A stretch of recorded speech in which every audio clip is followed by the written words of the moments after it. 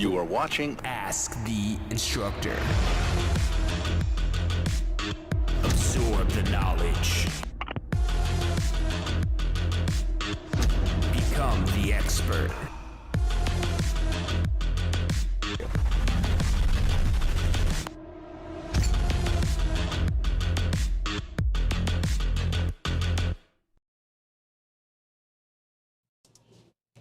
Hello and welcome to this week's episode of Ask the Instructor. My name is John Chrisman. This show is brought to you by the Tampa School of Real Estate. Every Wednesday, we're here to help you understand the technical side of the industry, and we are live. So maybe you're tuning in on Facebook right now. Maybe you're watching on YouTube. Maybe you're at TampaSchoolOfRealEstate.com. And honestly, TampaSchoolOfRealEstate.com is the best place to tune in because you could drop in your email on that site, and we'll actually email you updates whenever it is we have information like this. And we have such an archive of videos and information and content and articles and available for free. Even if you're not yet a student, you could be a student without being even officially enrolled in a class with us, because we've got so much great information to share online. But we know one of the hottest topics when it comes to becoming a real estate agent. Let's just take that in mind. You start hearing about, okay, there's a course, okay, there's an exam. I don't know if I was very good in school. And here's the thing, when it comes to math, everyone seems to kind of have that thought, that idea that I'm not very good at math. Honestly, I stand before you today and I'm about to show you, and not to brag, but I consider myself an expert in this math. But I don't know, you give me a piece of math that I haven't had to teach thousands of people how to do, I don't know if I'm going to be that same level of an expert.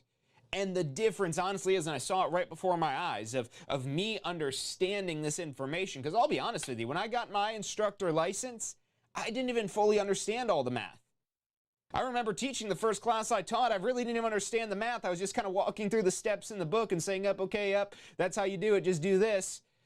And honestly, that's how I was able to get through it. I would just memorize, but I didn't really understand it. Now, today, I understand it, but here's the thing. The understanding didn't come until I got so much repetition in building up my skills doing this math.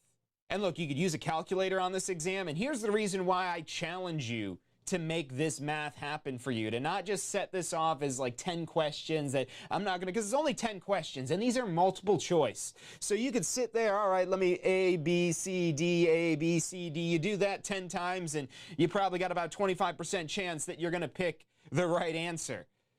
But you don't have to rely on chance to get the right answers to these math questions. And even if you did, even if you missed every single one, you could still get a 90% on this exam. So look, this exam is passable. Don't let what people have gone through, because look, a lot of people don't study. Take it from someone as the director of Tampa School of Real Estate, and we've got a lot of students, and we also see a lot of students that come through other schools as well.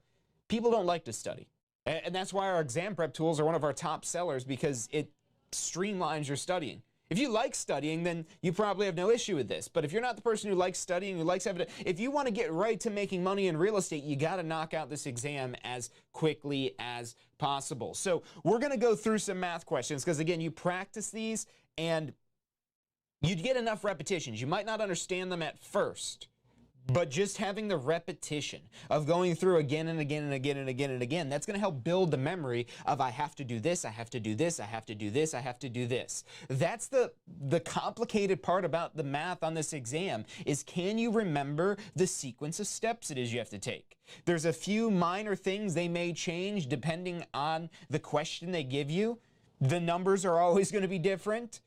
But otherwise, there's just minor little differences that slightly alter the steps. But overall, these can be 10 easy points if you practice this. And you get to use a calculator.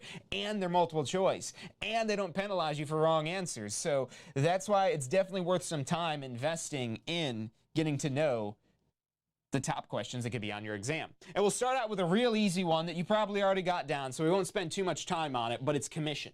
Calculating commission, believe it or not, is something could be tested on the exam. So let's pull up our handy dandy calculator here, since we'll be able to use one on the exam. And there are some restrictions, the type of calculator and so on and so forth here. Let me see if I can take my picture off of this here. Can we get that? Can we get my picture off of this here? So that way we could just show the board. Okay, yeah, so perfect. So hopefully you could still hear me now. Let me know if you could hear me okay, if you're live on Facebook or YouTube still, just to make sure this is still coming through. But if you look at the calculator we see on the screen right now, this is about the level of calculator you're allowed to use when you're getting your Florida real estate license. So on your exam, you could use a calculator like this. There are some more specific types of things, like if you're taking the online at home exam, you actually do have to use the on-screen calculator, but if you're doing one of the in-person tests, then you could use an actual physical calculator for that. But definitely something very basic, similar to like this, and this is honestly all you need. This calculator, what we got on the screen. Thank you. So let's get into calculating this. Average price in Tampa right now, it's about $450,000. And let's say the commission is 3% per side. So you have to understand, and that's one of the parts that as you, number one, just practice doing the steps. Practice the steps again and again and again so you know what math to do. But once you have the repetition down, and it's no longer a concern of how do I do what's next, because that's going to be the ultimate prerequisite, is being able to know what I've got to do next. If you don't know what to do next in the math questions seem infinitely more difficult than if you could remember the steps. And remembering the steps, honestly, is going to be more important than understanding the question, because you might not have a question that's going to be different at all. Like I said, some minor things could be different question to question based on how they word it. But a lot of times these exam questions are again, very predictable. And you do enough examples of different types of math questions, you'll kind of really see the different ways they could ask about it, such as here, where we're just doing a calculation based on one transaction side here. So based on just, let's say, the buying side or the selling side. There could also be a question where it says the total commission is 6% and it's split 50 and 50 between the listing and selling offices. So again, once you have the steps down, you memorize what you've got to do, then start trying to look at this and understanding, okay, what does this mean? So that way, if they do change things up slightly, I could still answer the question. I could still use these steps, or I'll know how to change them. But again, just starting off with the most likely things in commission, again, you're probably doing some sort of calculation like this. And matter of fact, let's just change this to 6%, because that's probably how this would be on the exam, to try to make this, again, as much like an exam question as you might see. And they always vary. There's a lot of different ways they can ask this, but this is ultimately the longest way as well. So this would be for the total commission. Let's say the question says there's a 6% commission negotiated by the seller, negotiated by the seller's agent, that's going to be split 50-50 between the listing and selling offices. Or if you list and sell the property, you get this whole commission minus the split you'd have with your broker. So we'll take the $450,000, and if you guys are saying, John, I already know how to do commission, that's the reason why I took the class in the first place, sit tight, hang on to that information, because it could be on the exam, but we'll get into like some property taxes and doc stamps and maybe a proration. I'm going to try to cram in a lot of math, so take advantage of the little slowdown feature if you're watching the replay of this and it's going way too fast. One of the study tools here, just to take a quick little plug for Tampa School of Real Estate Products, if you're trying to again, streamline this process as much as possible. If you already have our Pass First Try bundle, go into the weekend prep recording. You could also purchase that separately, but if you're getting the weekend prep recording, I mean, it's like not even the cost of any of the additional study tools, basically, to upgrade to that Pass First Try bundle. So however it is you get into the weekend prep recording, there's about 2 solid hours of math in there, and we actually have another math course that we're about to be releasing that really doesn't cover new or different stuff, but it's going to give you a lot more opportunities to go through this and practice with it. But that weekend prep recording is already such a great tool already, so take advantage of that if you have access to that. And like I said, the repetition, doing those same questions again and again and again.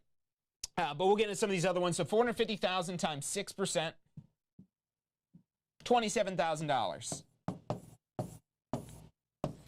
Now that's your total commission. That's one of the recommendations I would have. And this also is why I wanted to start off with an easy question that most people already understand. Is one of the ways to help you understand what you're remembering here is to write out what each of these numbers represent. So this is our sale price. And the reason why this is so beneficial is because this is going to help the numbers make sense. If you're just staring at these numbers and trying to remember what each thing represents, number one, you're probably going to make a mistake. And until you drill it enough times, you're a lot less likely to make a mistake, but you're even less likely to make a mistake when you know what these numbers represent. So here we've got our total commission.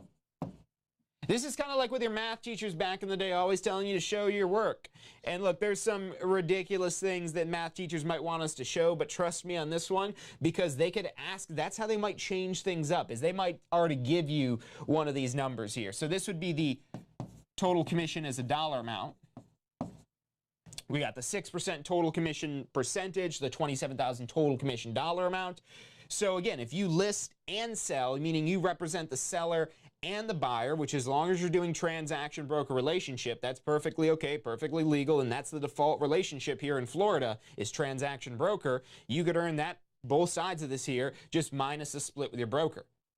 Now, let's say this is being sold through the MLS. So one of the big things if you're going to be actually practicing real estate is having access to the MLS. If you're not practicing real estate, go join a referral brokerage and just refer out and take advantage of making money off your real estate license just by allowing other people to do the work and you just make the connection. But if you're going to actually practice real estate, you'll need the MLS because when you have a listing, you'll want to post this property in the MLS. Now, ultimately, it'd be the best case scenario probably for you if you get both sides of the commission, but it might not always be the best case scenario for the seller, number one, and it also might not be the best case scenario for you. I mean, yeah, if you've already got a buyer lined up, that could be a pretty quick, easy deal. But if you don't, you really kind of need the MLS to get the exposure, to get the highest and best price for the property. And yeah, you're getting only half the commission when it's split through the MLS, but chances are you're going to get a higher commission because you're going to get higher prices for the property. And ultimately, we're here to serve our clients. Now, if their priority is speed and other things, there are ways it is. You could have off-market listings and pocket listings and so on and so forth, but ultimately, most of the time, I don't know the stats, but it's like 90% of deals are sold through the MLS. It's something really high like that. And so typically it's a 50-50 office split. However, this is going to be negotiated in your listing agreement. And it's the seller that ultimately agrees to pay this total commission if we're using this MLS model. So if we split this, that $27,000, we divide it by 2. If it's a 50-50 split, we could also multiply by 50% times 0.5. That's going to be, say, times 50, and that's the office split.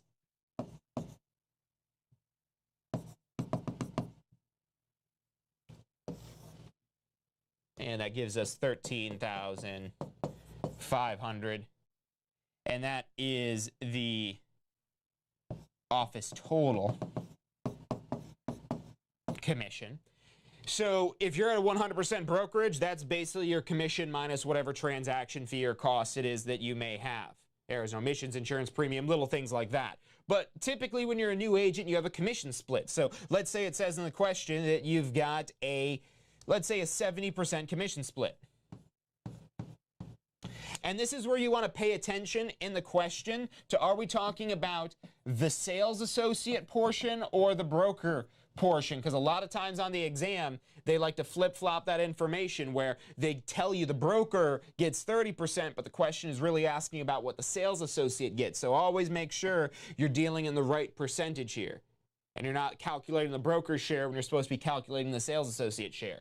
So out of this $13,500 at 70%, it's just under 10 grand, $9,450 as the sales associate commission.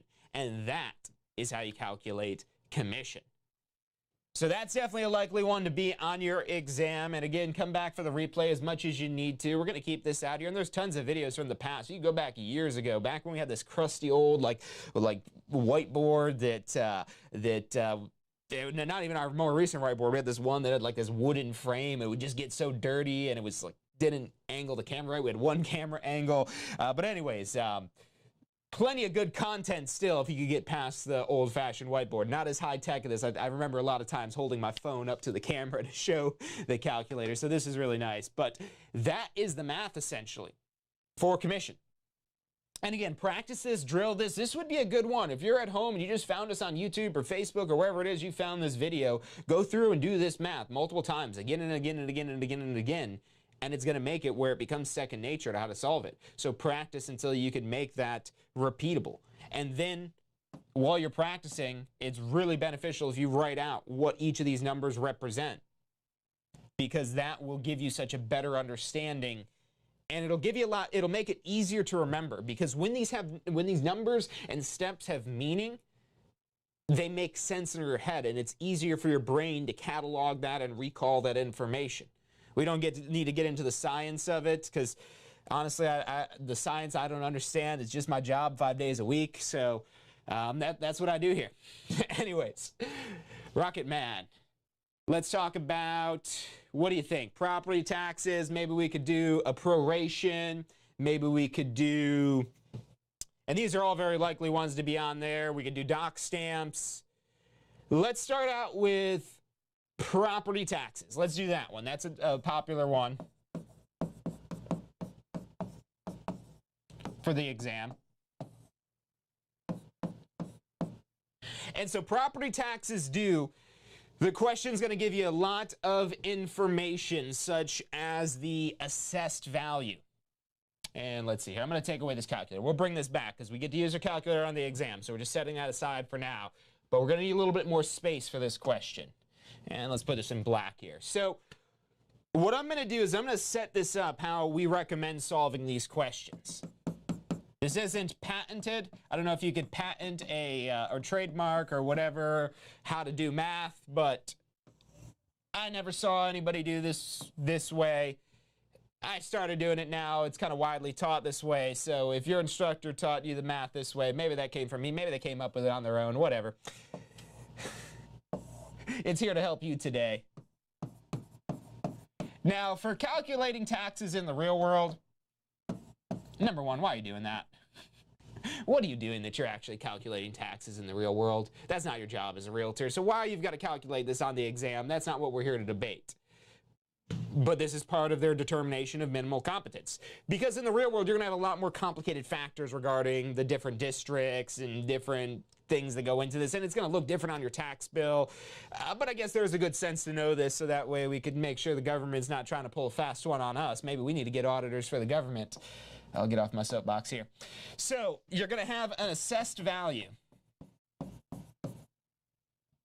The assessed value is what the tax assessor says the property is worth for tax purposes. So let's say that it says that assessed value, and everything that's in black essentially is going to be what's given to you in the question rather than the layout. The questions are very just wordy paragraphs with numbers peppered in there. But you got to pay attention to these words because there's a lot of important information. What we're doing is a calculation based on homesteading. Now, if by chance there's some sort of new question or a question that very rarely comes up about calculating taxes without homestead, just subtract the homestead portion here that we're about to do. But that being said, what's most likely to be on your exam is calculating with a homestead, because this is a more complicated question when you have to factor in homestead, and understanding how the homestead exemption can benefit a homeowner is definitely something that is more important for a real estate professional to at least be able to understand the benefit of homesteading the property. And that's kind of what this math does here. It's a really difficult way of understanding the money that you're saving, but ultimately that's what's going to help you do if you truly do understand this math here. Like I said, a little bit more simplified than how this is in the real world, but this is very likely how you're going to see this on the exam. And so let's say that this is assessed at, we'll say $300,000. And we'll say that the property is homesteaded, and so the homestead exemption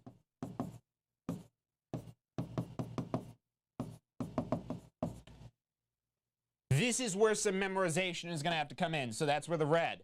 We're going to put this in red for things we'll have to remember. Now, ultimately, whenever we're above $75,000 of assessed value, you're going to have $50,000 of exemption. Now, you could get some additional exemption if you're blind, if you're a widow, if you're legally permanently disabled, or legally and permanently blind. So there could be potentially more than that. If you're a non-veteran, at least 10% service disabled, you could get an extra $5,000.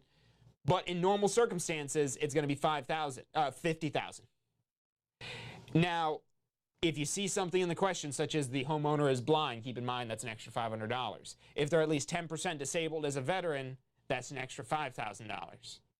A lot of extra little things with that there. So $50,000 would be for normal situations. Now, this is where the math starts to come in. And we're about to get to the school board side. We'll do that one in a moment. We've always got to do the school board separately when we're dealing with homestead, especially when it's homesteaded above $50,000 in value, of the assessment being more than $50,000. That's where you have a significantly different exemption amount for city and county. So to keep it simple, just always do the school board separately. So we'll get to that. And it's basically like doing these same steps, but based on the school board figures. So what we're calculating next here is going to be the taxable value.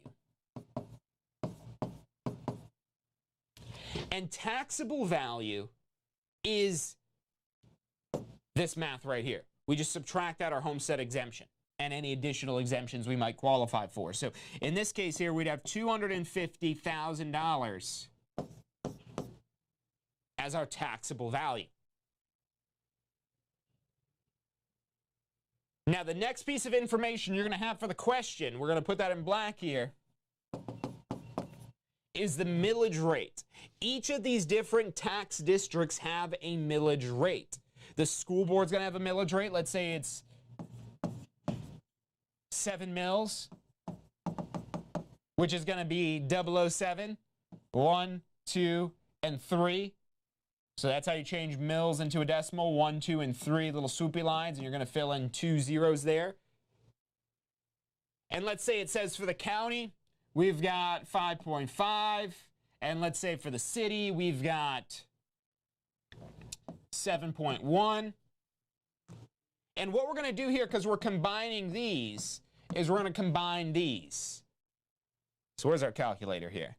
You might say, John, you can't do 7.1 plus 5.5. No, I don't want to embarrass myself live on the air here. And you get to use a calculator on your exam anyway, so that's my excuse. 12.6. I could probably figure this one out if I had to. You know, put down the little 7.1, 5.5, add it up that way, like you're calculating a tip. But why do we need to do that in 2022 or whatever year you may be watching this in the future? We have calculators, and you even get to use this calculator on the exam. So don't let a brain fart get in the way of you getting your real estate license. So we got 12.6 mils, not too shabby.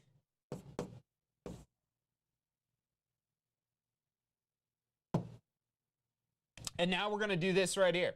We're going to take our taxable value times the millage rate. Now we need to remember 1, 2, and 3. Notice how we only add 1 0 here. So it's always 3 decimal places, sometimes 1 0, sometimes 2 zeros. Potentially could be no zeros, but because tax millage rates are capped at 10 mils, it's always going to have at least 1 0 in there. But sometimes, too, if you're just dealing with single-digit mills. But rather than thinking that deep into it, just remember 3 decimal places or 3 swoopy lines. Because swoopy lines, I mean, that's a very visual, easy thing to remember. Decimal places, what does that mean? Swoopy lines, that's easy. So again, simplify this stuff. You don't need to know any big words for real estate. The average, unless you're going into like commercial real estate or some like crazy, highly technical field of real estate, no one cares about your big words. People care about understanding what you have to say. So don't worry about trying to complicate this. Worry about how to simplify this. And that's a big part of what we do with the exam prep tools, just to throw another plug in here for Tampa School Real Estate. That's where we see our purpose. Our value that we provide is simplifying this. We could just throw the book at you and say, figure it out, but you don't need to do that. You could buy the exam prep tools, and even if you didn't go through Tampa School Real Estate, you could use our exam prep tools, because the exam for the state of Florida, it's the same exam no matter where you're taking it, no matter where you're from. It's thousands of different questions, but it's randomly selected, but based on, again, a lot of very hot topics, and this is a very likely one to be on that exam. So let's do this math now. 250,000 times 0.0126 gives us $3,150, and that is our taxes due for the city and county. So our city and county portion of the tax bill is $3,150. Now you might say, John, what if you want to figure out the city individually? And I would ask you, well, why would you want to do that? The question's probably not going to ask that, so that's not something I would worry about. However, you could just separate them out. Don't add the mills together like we did up here. We're just doing that to save time, to simplify, to take steps out, because having to do this 3 times is kind of redundant. We're definitely going to have to do it twice because we've got to do this a second time for the school board here. But what we've already done for the city and county, we did 2 of these columns in 1 to make our job easier. And the reason why we can do that is the city and county both qualify for a $50,000 exemption. That's one of the common misunderstandings about this, is that it's 25 and 25 because it's city and county. But no, we're combining these together because they have the same rate of exemption, which is $50,000, whereas over here on the school board side, this is what you'll have to remember for the homestead exemption amount. It's only $25,000. Shoot away the calculator for a minute here so we can see these side by side here, because this is one of the significant differences. This really is the difference. This is why we have to do the school board as its own separate little thing. We can't do it together because it has a different exemption amount when we get above $50,000. Because above $50,000, you start earning this additional $25,000 of homestead exemption. Remember, when it's $75K plus, it's always $50,000 for the city and county. But the school board, it caps out at $25,000. And that's just the first $25,000 of value is exempt from school board taxes. Then the rest of it is taxable for your school board. So our assessed value doesn't change. It's still $300,000 is what it's assessed at. It's not a different assessment, but it is a different taxable value now. So what we're going to have right here for taxable value is going to be only $275,000 instead of the $250,000. So we're only getting that $25,000 of exemption instead of $50,000, and that's just part of the way the law was written so that more money can be raised for the schools. And the law for the additional exemption, because when this additional homestead exemption was passed, it excluded school board. So that's why we have to do this math separately. Now we've got our millage right here as 007. 7 mils, again, 1, 2, and 3 decimal places. So we fill in 2 zeros there to turn that 7 mils into 0.007. And now we do the math. And that's not even something we need to remember. I should put that in black here, because that's something given to you in the question. You need to know how to turn it into a decimal like that. So maybe we leave the decimal place in red. Maybe the zeros. But that 7 was already there, right in the question. We just need to know that's for the school board, and we do the school board separately because it's only $25,000 of exemption. So when we calculate this math,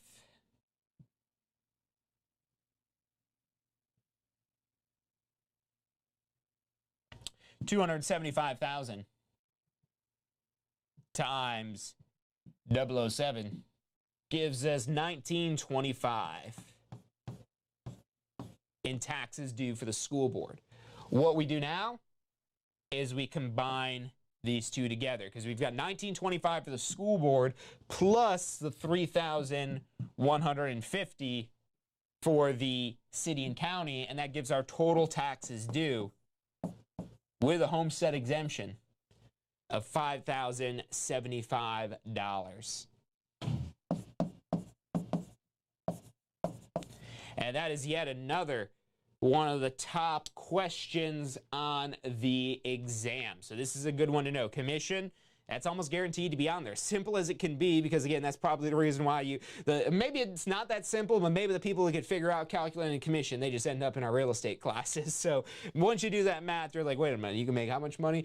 So that math is usually very second nature, but don't forget about it and know the technical side of it, know the names of it, know how to break it all the way down to a sales associate split, because that's very likely to be on your exam. The state of Florida, believe it or not, does want you to know whether or not you're being accurately paid. So that's very likely an exam question.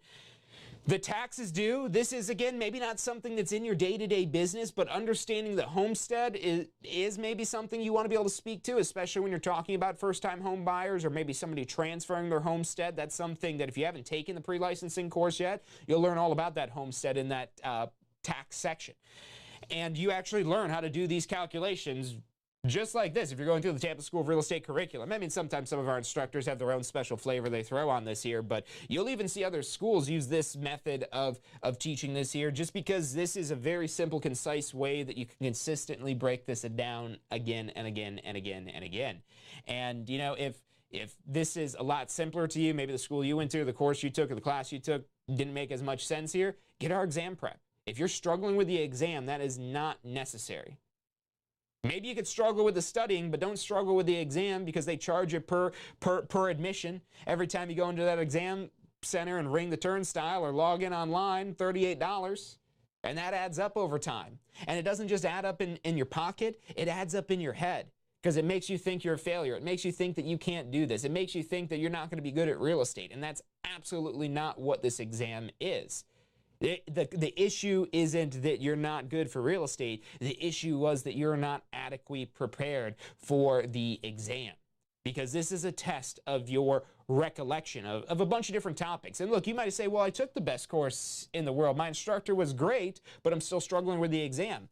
You could take the best course in the world with the best instructor, but with this exam, because it's so recall and recognition of information specifically from this course, that's where you've got to put in time yourself to study this material. And you could go through and just go through the book and figure it out on your own. And even with the course itself, there might be some PowerPoint slides and a practice exam and things like that. But there is nothing that compares to what's in our exam prep tools because those are specially made for exam prep.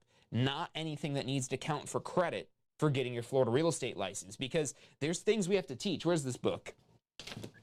There's things we've got to teach in the sales associate pre-licensing course here that I could almost guarantee, I'd bet money on it that some of these things aren't going to be on your exam. And I'd probably win. Number one, because I know there's some things in there that the Florida Real Estate Commission isn't the most concerned with. And I know there's some things in there that they're very concerned with. And that's one of the things that we use to gauge our curriculums here at the Tampa School of Real Estate and where it is that we emphasize important things. That's why you might see in our exam prep a lot of repetition of certain topics, certain concepts, certain questions, because those certain things, we kind of know they're on the exam. But let's get back to the math here, because this is even easier to predict here. And until they start coming up with new math, but honestly, with calculators, they're not even really coming up with new math. If anything, they're scaling back the math. Rumor has it that interest isn't even anything that's even they're testing on much anymore for calculating. I don't know. Maybe it's something you still want to know, but it's not going to be one of the top questions we talk about today. Matter of fact, let's get into another top question. We'll see if we've got time to do, hopefully, one more here. And we'll do, let's do a proration. I think we can knock out a proration relatively quickly, and then we could go, maybe if we have time, into some transfer taxes. And that's going to give you some, I don't know if you'll ever take an exam and not have a question on commission, on property taxes, on doc stamps, and on a proration. Those are almost four. There's only 4 out of the 10. But that would be, I'd be surprised if you had an exam that didn't have one of those 4 questions on it. But what do I know? I'm just a FREC certified instructor. Anyways. Well, let's talk about a proration. Let me come up with a proration question we can here. And again, I don't claim to be good at math. I've got to use a calculator even to do addition. So you don't have to be good at math. You just have to be good at remembering what the steps are. And the way you get good at that is just practicing these steps. And so with the proration, I like to always think of this.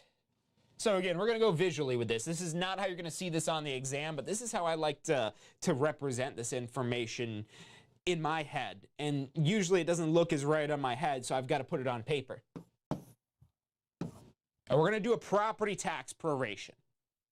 Now, property taxes, let's say it's going to say in the question that the property taxes are, we'll say, My apologies. wasn't talking to you. We'll say 30. I'm going to try to make this math easy here.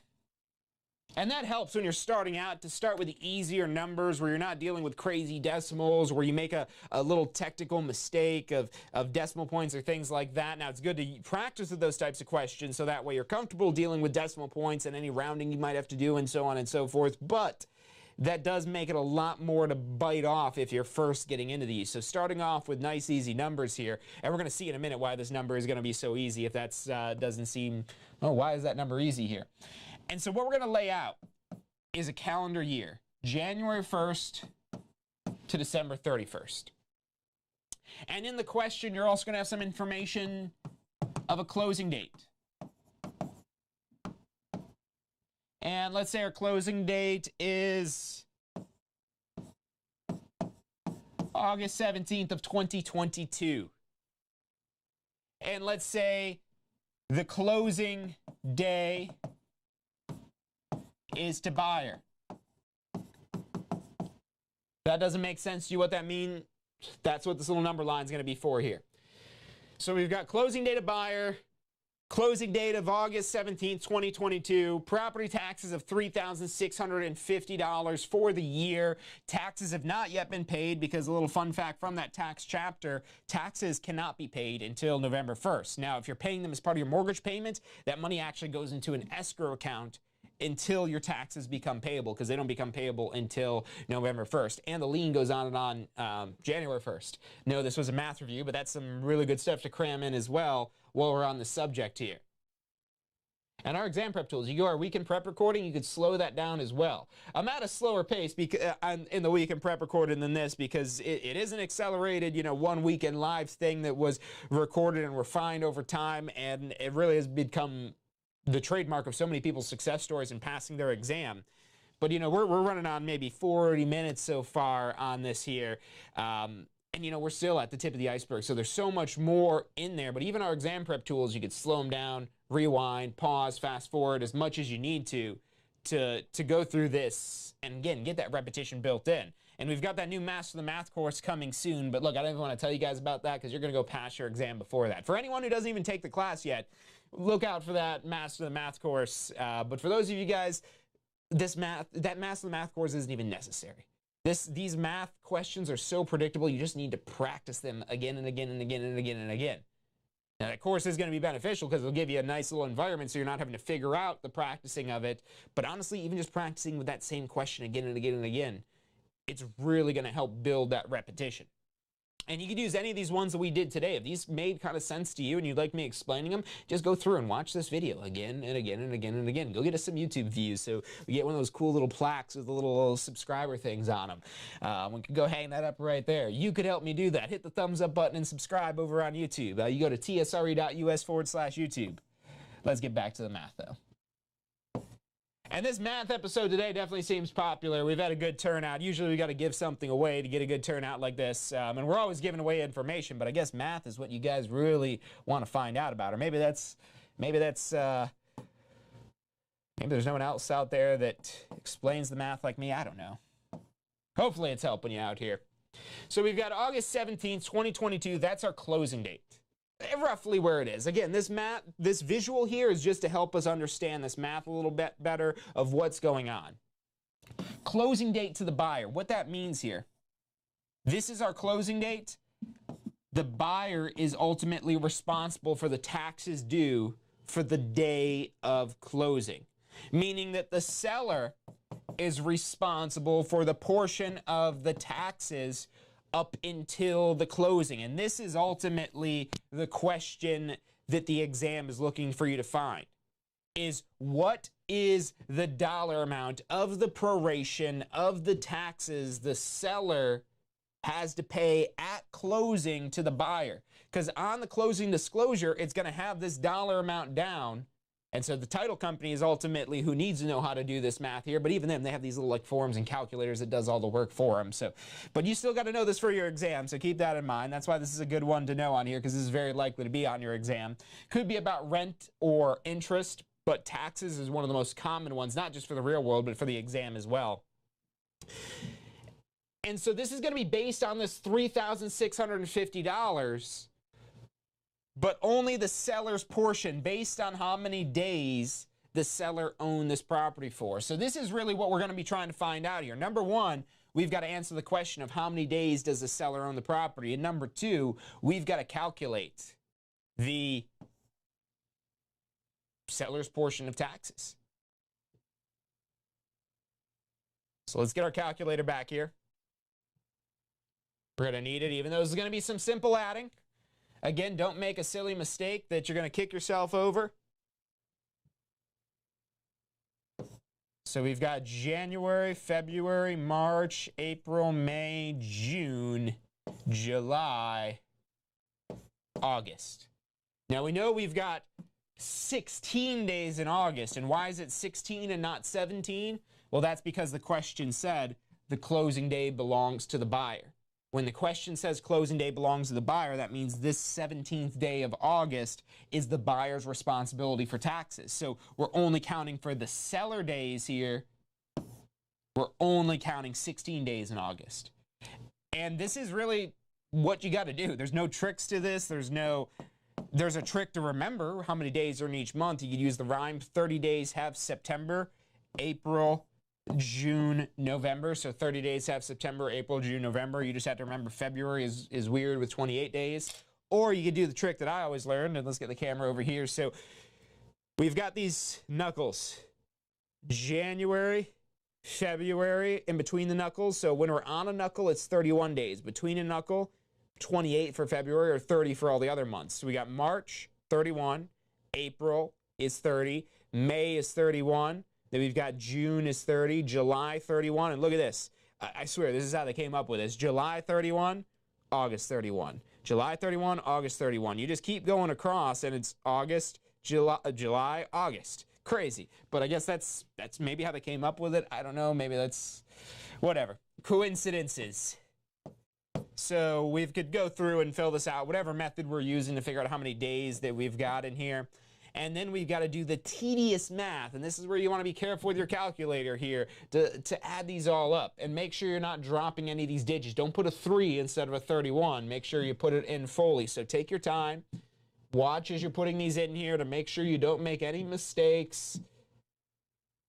Help to mark them off as you go. 31 plus 30 plus... This is the #1 area I've made mistakes personally, as well as seeing others making mistakes with this. So take your time to go through this. Plus 31 plus 30 plus 31 plus 16. Gives you 228 days. And let's see, does that make sense? What do we got here? We've got about 8 months... timed about 30 days typically. Yeah, so that's probably about right. If this were the actual exam and we're about to wrap up for the day, because we've only got a few minutes left, I would say you got 3.5 hours for your actual state exam, 3 hours for your end of course exam. So you got plenty of time to double add this up to make sure you didn't make a silly mistake there. 31 plus 28 plus 31 plus 30 plus 31 plus 30 plus 31 plus 16. Hopefully that comes out there at about 228 days. Because if you're off by 1 day, that could be the difference of a right and wrong answer, because they might be trying to see, do you know about day of closing, and does that make sense to you? So if we have 228 days here,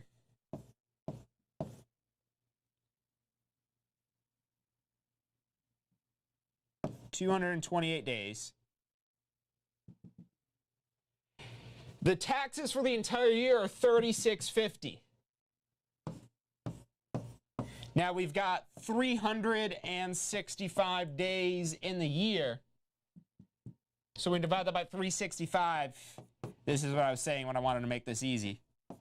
$10 a day. Essentially, every day of the year is worth $10, so the total year's tax bill is $36.50. That's what we're figuring out here. And now we know, okay, times 228 seller days is going to give us 2,280.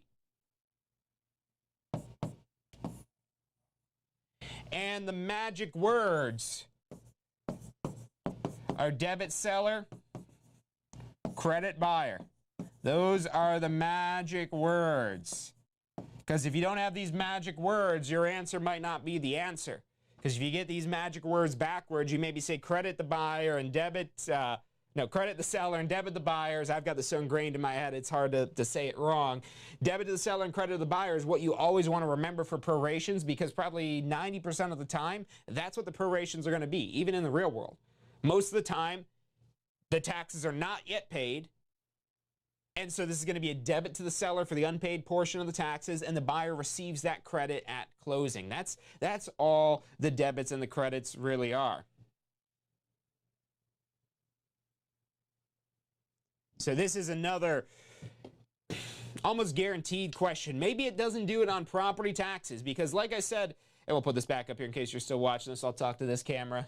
if you're going through any of this. You remember, you could rewind all this, and just like you could rewind this video that you just stumbled upon on the internet, you could rewind our Weekend Prep Report and review as much as you need to. The MP3 doesn't really go into the math, but for all the non-math stuff, that MP3 is really great to drill in those concepts. And we also have the question simulator that gives you all kinds of different practice questions. We're soon going to have that Master of Real Estate Math available as well, that'll have even deeper practicing environments for math questions. And there's also our Secrets of the Exam course. That's all part of our Pass First Try exam prep bundle. And the goal behind creating these specific study tools is how can we simplify this process as much as possible? How can we streamline? How can we make this easier? Because the licensing process is already difficult enough without us making it any more difficult. So it's a great little shortcut that you could take to not have to rely so much on yourself just for figuring out what you've got to study, how you're studying, but taking that guided access through these tools. Really, you don't even have to take my word for it. There's thousands of success stories we've had over the years from using our exam prep tools to get through this exam. And this stuff can be this easy, but only if you make it this easy. And you got to keep it relevant. That's one of the other big benefits of the exam prep tools is you could listen to it on a daily basis. You could watch it on a regular basis. You could review it as much as you need to keep that information fresh. So I want to thank everyone for tuning in today. I know we were talking about doc stamps and transfer taxes, but you know what? If you guys really like this episode, hit the thumbs up button. Make sure you're subscribed. If we see a lot of activity on that, drop a comment in that you want transfer taxes, and we might have to work that in for next week's episode of Ask the Instructor. Maybe a part 2. We'll cover transfer taxes. We can maybe cover some lease calculations. There's appraisal. There's a lot of other types of math in this course as well. We can do lots per acre, all kinds of different things. And if you want to get right into, again, a very streamlined, efficient way of studying all that math, the Weekend Prep Recording is such a powerful tool. Not just will you have about 2 hours of math review, but then it's a 14-hour program of all the main highlights and key points throughout the entire course. So it really condenses down.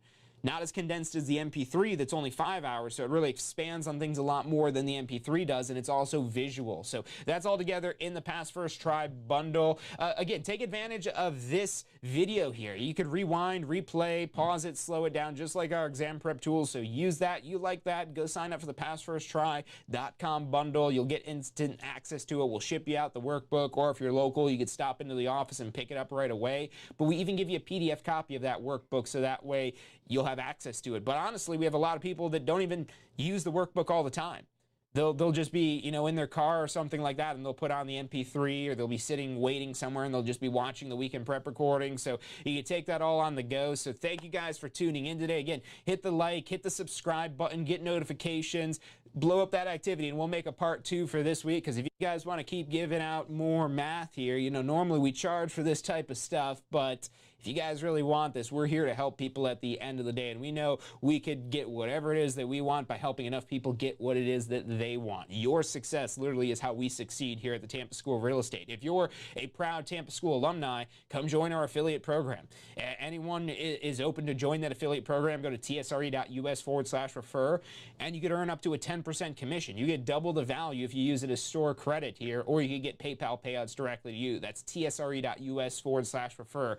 Thank you again to everyone, and don't forget about Friday. We've got State of Real Estate. We'll be talking about masterminding to grow your real estate business, so you're actually making money with your real estate license instead of just sitting there on your hands trying to figure out what to do. Join us 12 noon this Friday. It's all the time I've got for today. Thank you for tuning in, and I'll see you on Friday for State of Real Estate. Are you studying for your Florida real estate exam? If you are, you need to check out our Pass First Try strategy. You're going to love this. It's 4 steps that we break down the process to study for your Florida real estate exam. So you're set up to pass your Florida real estate exam, because that's what you're studying for, right? To pass your exam. It's 4 steps. Number 1, you learn the information. You've got to learn this to be able to pass the exam, but it doesn't stop at learning. Step 2, you've got to reinforce the basic, simple, key concepts. as you learn this information, keep reviewing the simple things. You don't need to know everything, but you got to review these basic key concepts. Step 3, you've got to test your knowledge. The exam's going to test your knowledge, so if you don't test your knowledge in advance, you won't find out if you know what you think you know until you take the exam. And then step 4 is be confident and prepared, because even if you know this material, you need to be confident that you know the material. Check out the full strategy at passfirsttry.com. That's passfirsttry.com.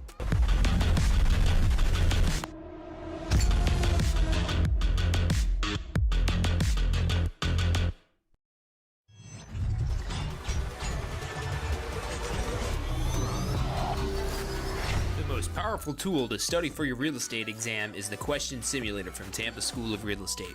We've used our years of experience in preparing students for the Florida real estate exam to bring you the most powerful exam study tool available.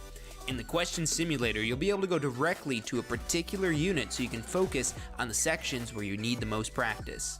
We have also included the percentages of each unit so you know which units are the most important for your real estate exam. Every question will immediately give you detailed feedback, which is almost always more important than the question or the answer themselves.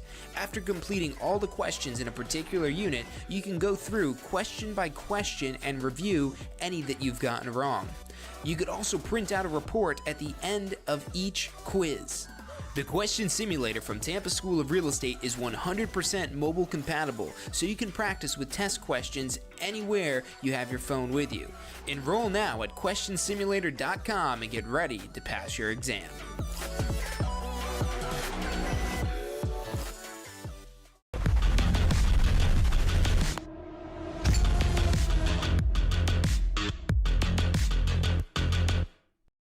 Have you completed your post-licensing education yet? Look, I know you're probably thinking, hey, it's not my renewal deadline, I don't need to do post-licensing yet, but look, here's why you want to do post-licensing as soon as you've got your real estate license, as soon as you're able to take post-licensing. It's not just another course about arbitrary laws that you're never going to use again. It's about real-world, usable topics that'll help you grow your real estate business, to help you take it to the next level. Look, let me ask you this one question. If this course helps you close just one deal, if you get one extra deal from post-licensing, is it worth the investment? I'd say it is. We get paid pretty well, so one deal means a lot of money. Check out postflorida.com. That's postflorida.com for the full details about post-licensing.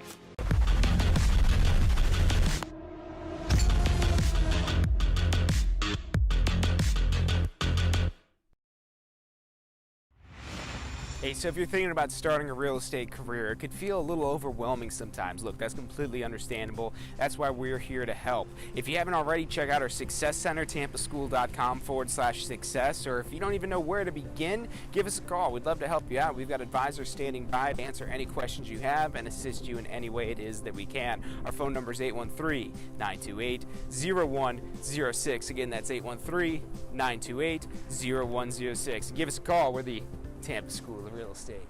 Do you want a career that allows you to be in control? With a career in real estate, you'll get to call the shots. Whether you're looking at starting part-time or want to become the next top agent, a career in real estate makes it possible.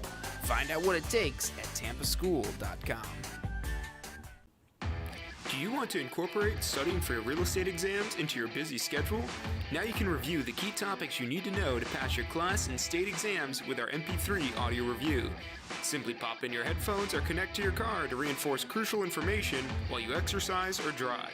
Listen to the first unit for free at mp3audioreview.com. That's mp3audioreview.com. Are you thinking about a career in real estate? Hey, I'm John Chrisma with the Tampa School of Real Estate, and we've helped thousands of people just like you obtain their real estate license. If you're thinking about a career in real estate, give us a call. The phone number is 813-928-0106. Our advisors are standing by to answer any questions you have and assist you in any way they can.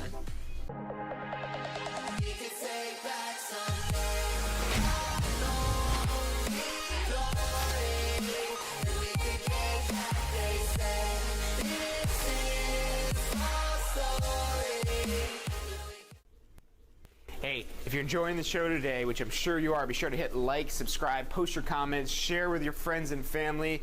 Thank you guys so much for watching.